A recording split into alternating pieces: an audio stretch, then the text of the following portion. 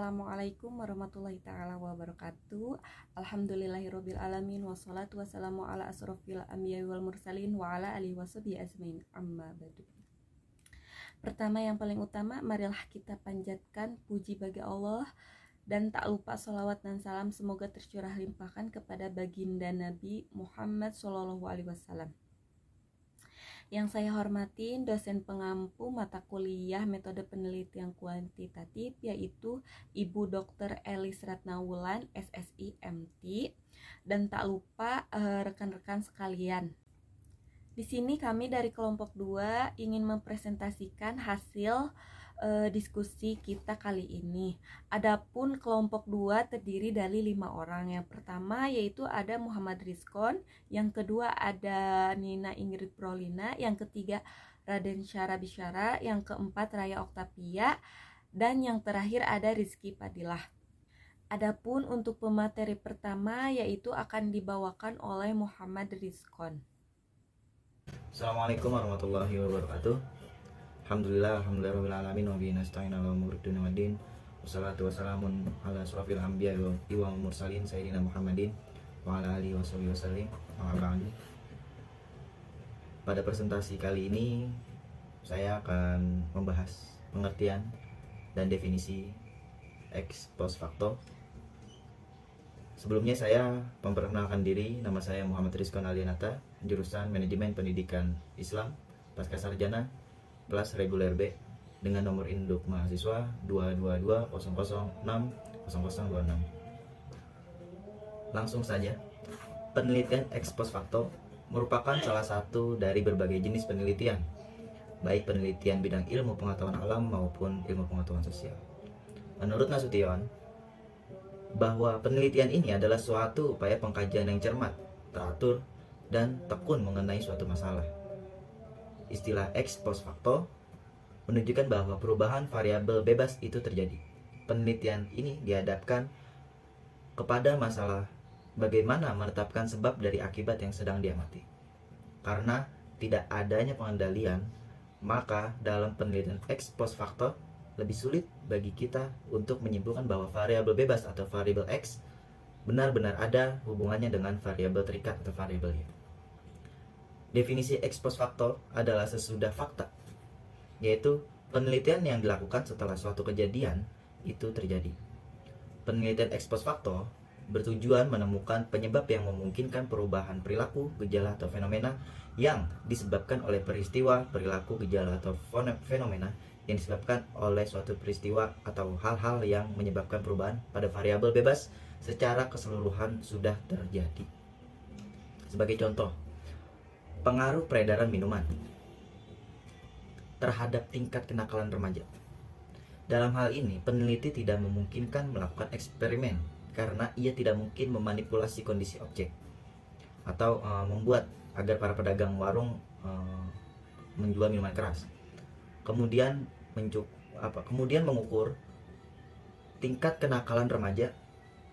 Meskipun demikian, pengaruh tersebut dapat diuji dengan cara membandingkan tingkat kenakalan remaja di daerah yang peredaran minuman keras dibatasi dengan daerah yang peredaran minuman keras dibebaskan. Penelitian ex post facto meneliti hubungan sebab akibat yang tidak dimanipulasi atau tidak diberi perlakuan oleh peneliti, tidak ada campur tangan oleh peneliti. Penelitian sebab dan akibat dilakukan terhadap program, kegiatan, atau kejadian yang telah berlangsung atau telah terjadi. Adanya hubungan sebab akibat didasarkan atas kajian teoritis bahwa suatu variabel disebabkan atau dilatar belakangi oleh variabel tertentu atau mengakibatkan variabel tertentu. Misalnya, gizi yang cukup pada waktu ibu hamil menyebabkan bayi sehat. Operasi yang sehat dapat meningkatkan kesejahteraan para anggotanya. Penelitian ex facto merupakan metode yang banyak dipakai dalam situasi metode yang berguna dalam situasi yang dihadapi oleh banyak penelitian pendidikan. Penelitian ini juga merupakan metode yang berguna yang dapat memberikan banyak informasi berharga bagi pengambilan keputusan di bidang pendidikan. Penelitian X facto dimulai dengan melukiskan keadaan sekarang yang dianggap sebagai akibat dari faktor-faktor yang terjadi sebelumnya. Kemudian mencoba menyelidiki ke belakang guna menetapkan faktor-faktor yang diduga sebagai penyebab dan sudah beroperasi masa lalu. Mungkin itu pengertian dan definisi dari penelitian ex post facto. Ini adalah mata kuliah metodologi penelitian kualitatif. Selanjutnya ada macam-macam ex post facto yang akan dibawakan oleh pemateri atau pembicara atau pemantik selanjutnya. Sekian dari saya. Wassalamualaikum warahmatullahi wabarakatuh.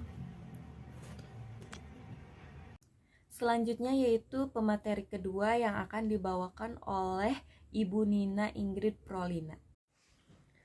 Bismillahirrahmanirrahim. Assalamualaikum warahmatullahi wabarakatuh. Alhamdulillahi nahmaduhu wa nasta'inuhu wa nastaghfiruh wa na'udzubillahi min syururi anfusina wa min sayyiati a'malina may yahdihillahu fala mudhillalah wa may yudlilhu fala hadiyalah. Asyhadu an la ilaha illallah wa asyhadu anna Muhammadan abduhu wa rasuluhu la nabiyya ba'dah. Pertama-tama saya ucapkan terima kasih kepada Ibu dosen pengampu yaitu Ibu Dr. Elis Ratnaulan yang memberi kesempatan membahas atau mengulas tentang ex post facto. Kemarin rekan saya memaparkan pengertian ex post facto. Di sini saya insya Allah akan memaparkan macam-macam ex post facto. Macam-macam ex post facto.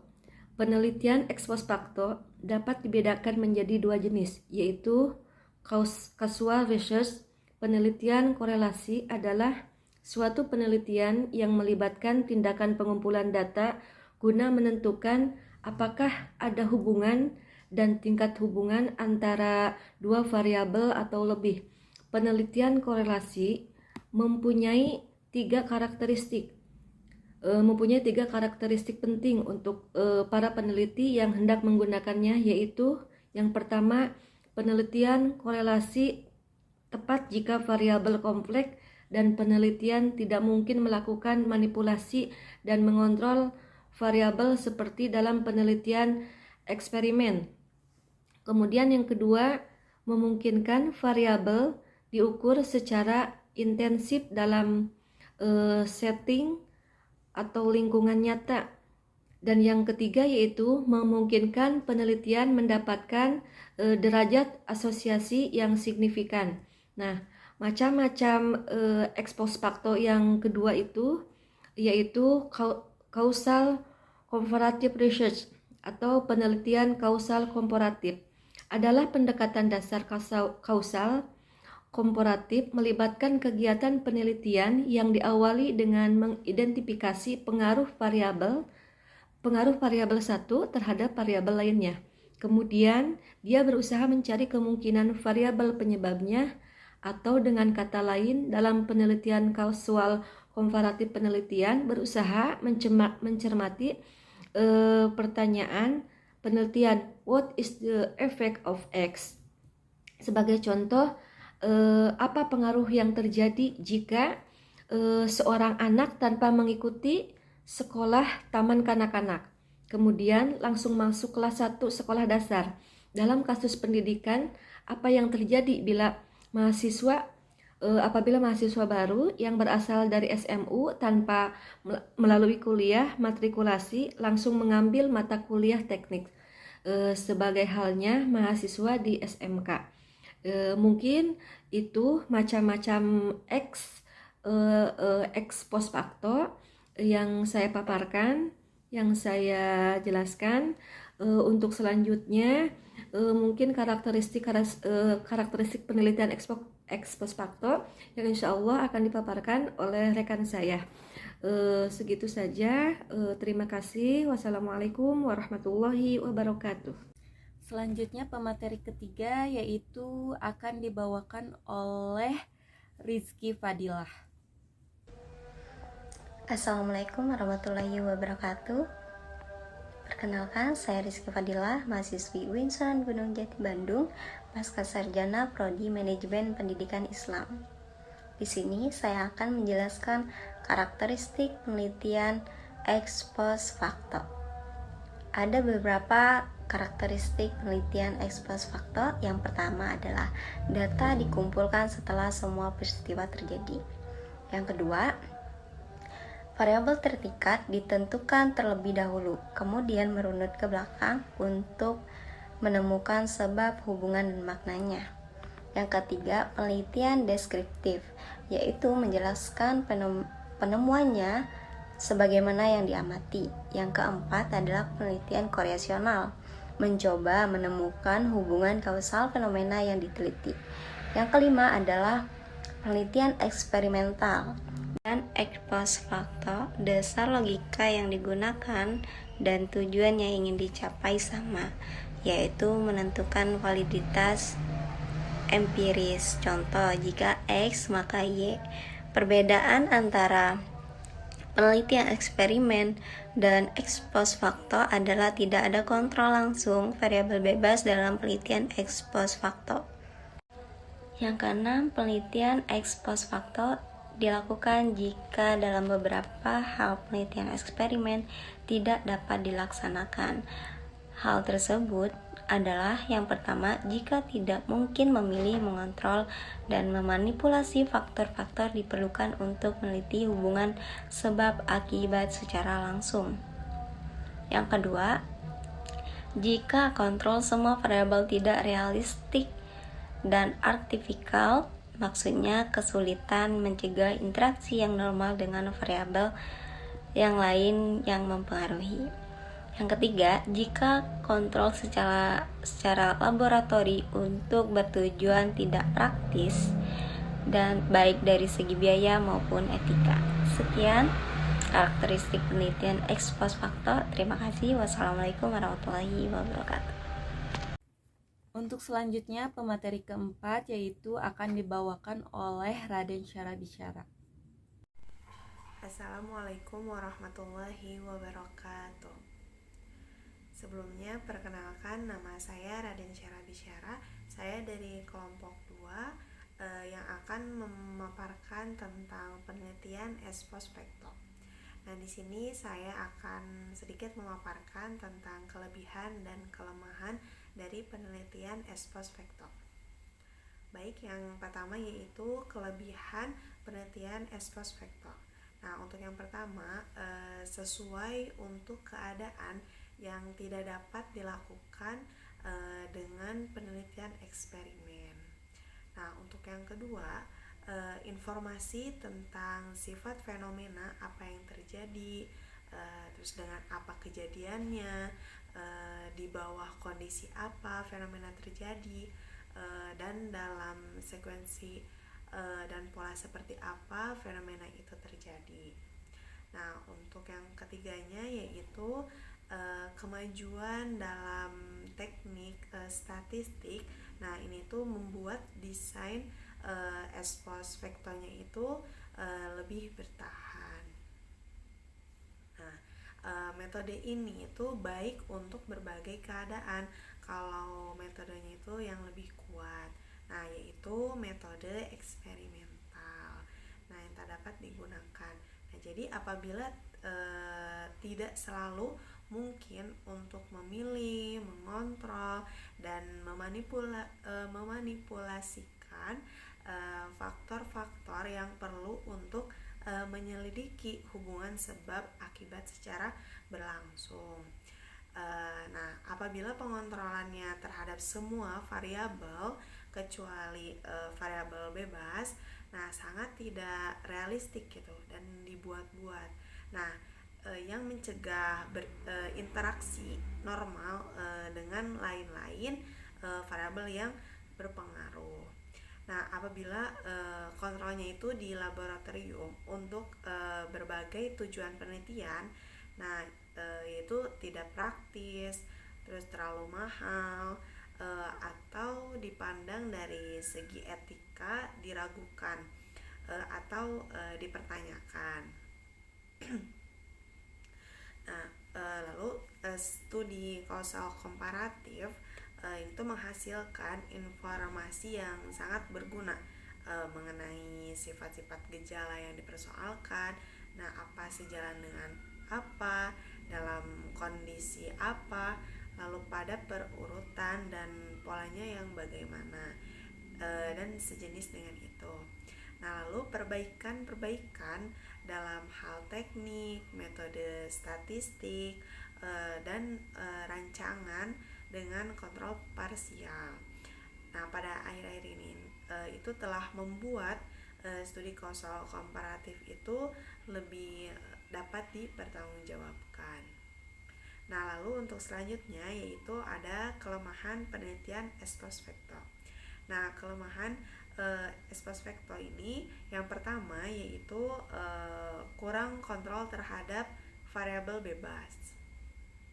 Nah, lalu untuk yang keduanya itu sulit untuk memastikan apakah faktor-faktor penyebab telah dimasukkan dan diidentifikasi.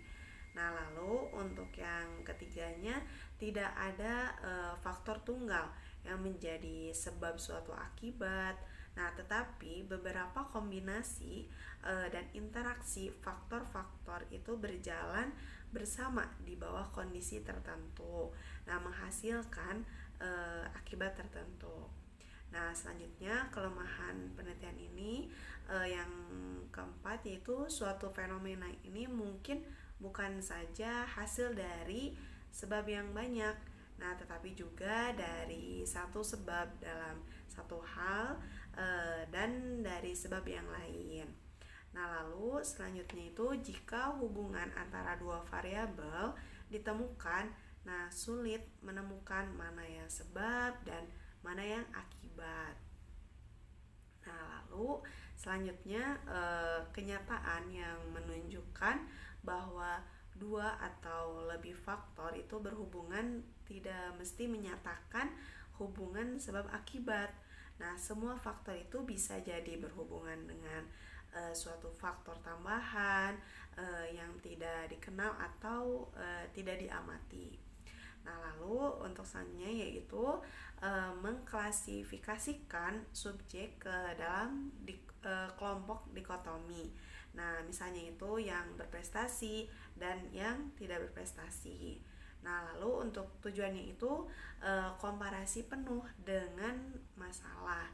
Nah, karena kategori ini itu samar-samar gitu, dapat bervariasi dan sementara.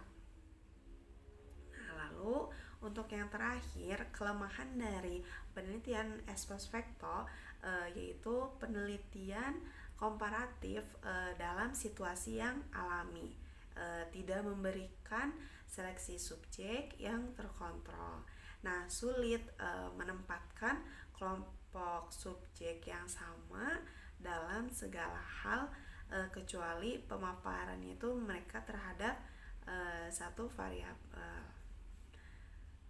Baik, sekian dari saya tentang kelemahan dan kelebihan dari penelitian ex post facto.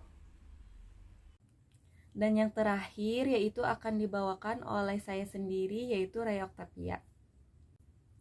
Untuk selanjutnya yaitu penjelasan tentang langkah-langkah penelitian ex post facto. Yang mana untuk mendapatkan hasil penelitian yang baik, peneliti perlu melakukan langkah-langkah sebagai berikut: perumusan masalah, hipotesis, pengelompokan data, pengumpulan data, analisis data, dan penafsiran hasil. Adapun yang pertama yaitu perumusan masalah. Rumusan masalah yang ditetapkan harus mengandung sebab bagi munculnya variabel dependen yang diketahui berdasarkan hasil-hasil penelitian yang pernah dilakukan ataupun penafsiran peneliti terhadap hasil observasi fenomena yang diteliti. Masalah penelitian ini dapat berbentuk pernyataan hipotesis atau tujuan. Rumusan hipotesis digunakan jika sifat dasar perbedaan dapat diprediksi oleh peneliti sebelum data dikumpulkan. Sedangkan rumusan pernyataan tujuan digunakan bila peneliti tidak dapat memprediksi perbedaan antar kelompok subjek yang dibandingkan dalam variabel tertentu. Selanjutnya yang kedua yaitu hipotesis. Apa itu hipotesis? Setelah masalah dirumuskan, peneliti harus mampu mengidentifikasikan tandingan atau alternatif yang mungkin dapat menerapkan hubungan antar variabel independen dan dependen. Selanjutnya yang ketiga yaitu pengelompokan data. Penentuan kelompok subjek yang akan dibagi, pertama-tama kelompok yang dipilih harus memiliki karakteristik yang menjadi konsen penelitian. Selanjutnya peneliti memilih kelompok yang tidak memiliki karakteristik tersebut atau berbeda tingkatannya. Lalu yang keempat yaitu pengumpulan data. Hanya data yang diperlukan yang dikumpulkan, baik yang berhubungan dengan variabel dependen maupun berkenaan dengan faktor yang dimungkinkan munculnya hipotesis tandingan. Karena penelitian ini menyelidiki fenomena yang sudah terjadi, seringkali data yang diperlukan sudah tersedia sehingga peneliti tinggal memilih sumber yang sesuai. Di samping itu terbagi instrumen seperti les, angket, interview dapat digunakan untuk mengumpulkan data bagi peneliti. Lalu yang kelima yaitu analisis data. Analisis data yang digunakan serupa dengan yang digunakan dalam penelitian diferensial maupun eksperimen, di mana perbandingan nilai variabel dependen dilakukan antar kelompok subjek atas dasar faktor yang menjadi konsen. Hal ini dapat dilakukan dengan teknis analisis uji T. Independen atau ANAPA tergantung dari jumlah kelompok dari faktor tersebut. Adapun teknis analisis statistik inferensial yang digunakan biasanya analisis tersebut diawali dengan perhitungan nilai rata-rata atau mean dan standar deviasi untuk mengetahui antar kelompok secara deskriptif. Yang terakhir yaitu ada penafsiran hasil. Pernyataan sebab akibat dalam penelitian ini perlu dilakukan secara hati-hati. Kualitas hubungan antar variabel independen dan dependen sangat tergantung pada kemampuan peneliti untuk memilih kelompok perbandingan yang homogen dan keyakinan bahwa munculnya hipotesis tandingan dapat dicegah. Mungkin dicukupkan sekian dari pemaparan materi kelompok 2. Mohon maaf bila masih banyak kesalahan atau kekurangan. Wabillahi taufiq walhidayah. Wassalamualaikum warahmatullahi taala wabarakatuh.